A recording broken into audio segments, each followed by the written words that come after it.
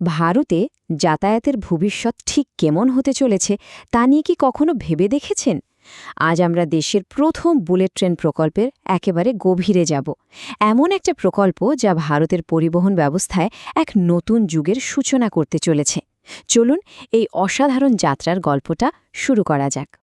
তো আসল প্রশ্নটা হলো, এই বুলেট ট্রেন কিভাবে আমাদের প্রতিদিনের যাতায়াত আর দেশের সামগ্রিক যোগাযোগ ব্যবস্থাকে বদলে দেবে? কারণ এই একটা প্রকল্প শুধু দেশের নয়, বরং মানুষের দৈনন্দিন জীবনের গতিকেও কিন্তু একটা নতুন মাত্রায় পৌঁছে দিতে চলেছে। আর সেই ঐতিহাসিক মুহূর্তটা আসতে চলেছে ২০২৭ সালে।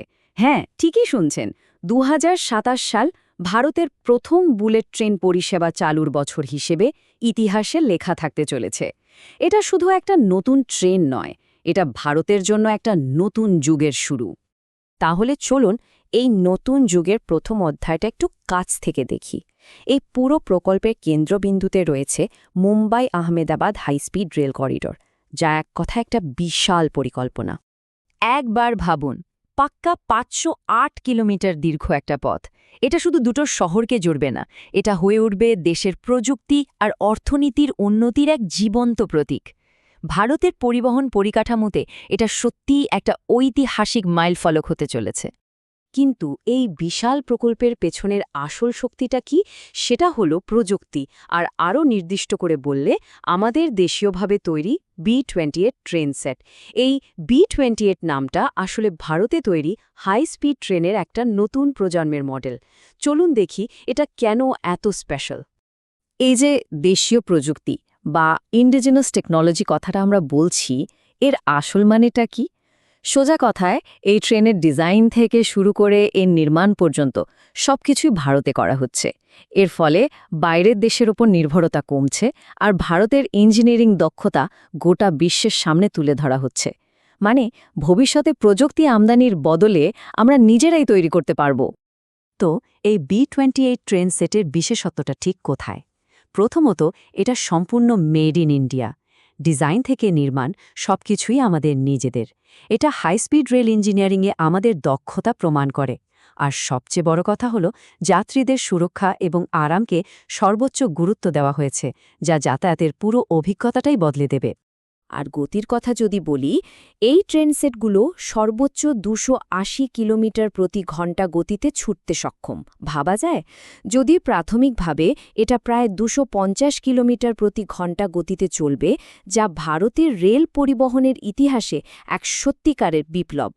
প্রযুক্তি আর গতির কথা তো হলো, কিন্তু যারা এই ট্রেনে চড়বেন তাদের অভিজ্ঞতাটা কেমন হবে?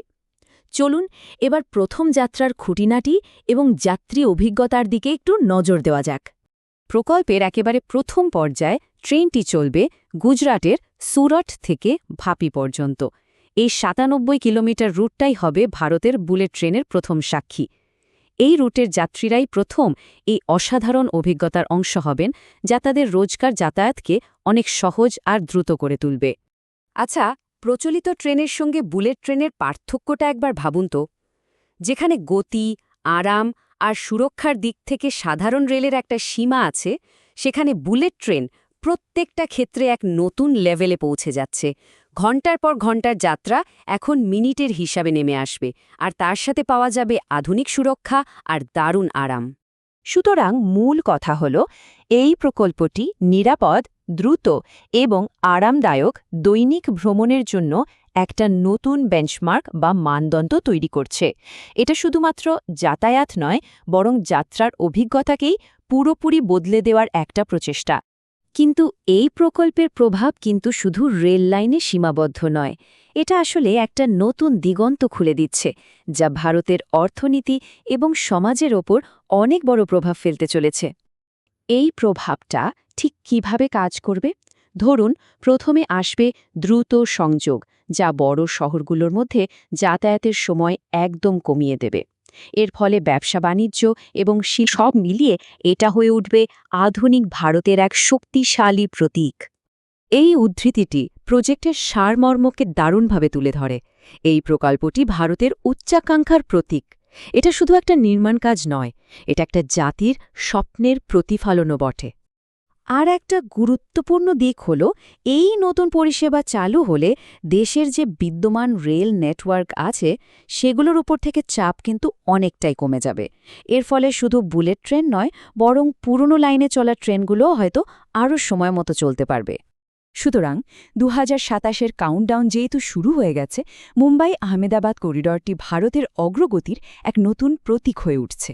এটা ভারতের ভবিষ্যতের এক ঝলক। ভারতের এই ভবিষ্যৎ যাত্রা নিয়ে আপনাদের কী মত কমেন্টে জানান।